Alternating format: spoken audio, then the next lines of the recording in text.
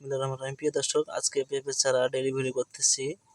এটা যাবে শরীয়তপুর। তো চারা আমি কিভাবে দেই দেখুন, এরকম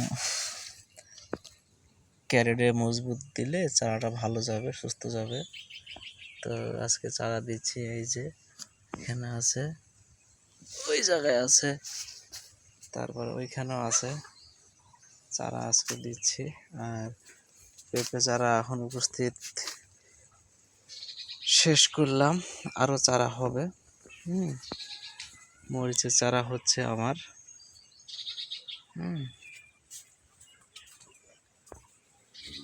এই যে চলুন দেখাচ্ছি, এই যে মরিচের চারা হচ্ছে।